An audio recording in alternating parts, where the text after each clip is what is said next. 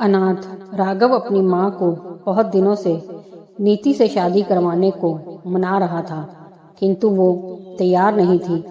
वजह केवल इतनी थी कि नीति एक अनाथ लड़की थी जो राघव की सहकर्मी भी थी। मजबूरी में राघव ने कोर्ट में जाकर शादी कर ली। राघव, ये अनाथ तुम्हारी पत्नी भले हो सकती है, पर मेरी बहू नहीं। राघव नीति के साथ शादी के बाद जब घर आया तब उसकी माँ सुलोचना जी बोली और अपने कमरे में चली गई। माँ जी चाय।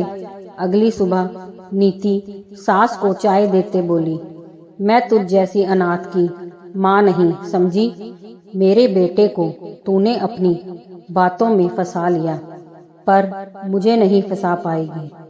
सुलोचना जी उसे ताना देते हुए बोली।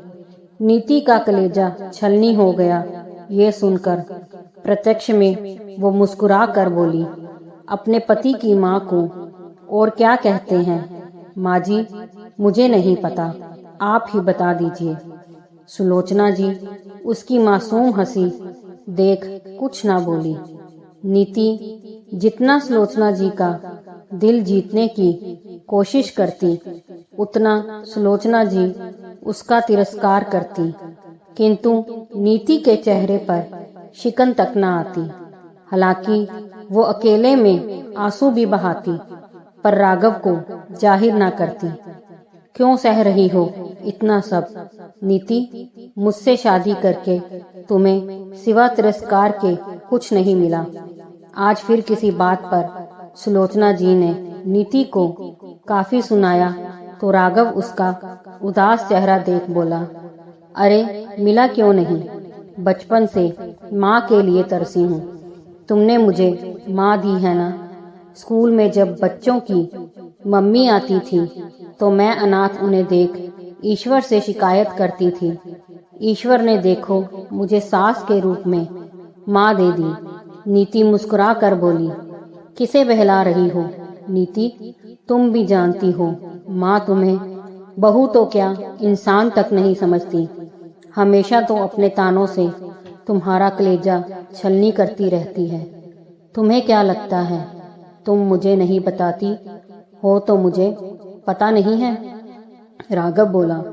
राघव, मुझे माँ की बहू नहीं बेटी बनना है, इसलिए वो मुझे कितना सुनाए मैं उफ नहीं करूँगी, क्योंकि इस अनाथ को माँ चाहिए और तुम हम माँ बेटी के बीच मत आया करो। जी मेरी माँ बहुत अच्छी है, बस थोड़ा नाराज है, जो कि लाजमी भी है। उनके कितने ख्वाब होंगे तुम्हारी शादी को ले, जो मुझ अनाथ की वजह से टूट गए। नीति उदास हो बोली। सुलोचना जी बाहर से सब सुन रही थी। उन्हें खुद की सोच पर बहुत शर्मिंदगी हुई। ये बेचारी मुझसे माँ का प्यार पाने को इतना सब सह रही है और मैं सिर्फ इसका तिरस्कार कर रही हूँ, जबकि अकेले इसकी तो गलती नहीं। शादी तो मेरे बेटे ने की है इससे। उन्होंने सोचा। उनकी आंख में इस वक्त आंसू थे।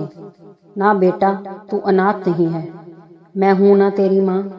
अचानक सुलोचना जी अंदर आई और भरे मन से बोली, माँ। भरे मन से गले से नीति बोली।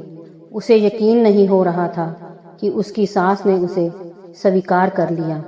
हाँ बेटा, इतनी अच्छी बहू तो मैं भी ना खोज पाती जो मेरे बेटे ने खोजी है, और मैं मूड मगज सिर्फ इस बात से उसका तिरस्कार कर रही कि वो अनाथ है, जबकि मुझे तो इसकी माँ बन उसके जीवन की ये कमी भरनी चाहिए थी।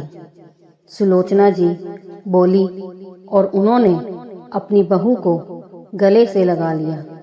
नीति भी सास के गले लग फूट पड़ी, क्योंकि आज उसने माँ को जो पाया था। दोस्तों, अगर कहानी पसंद आई हो तो लाइक, सब्सक्राइब, शेयर जरूर कीजिए।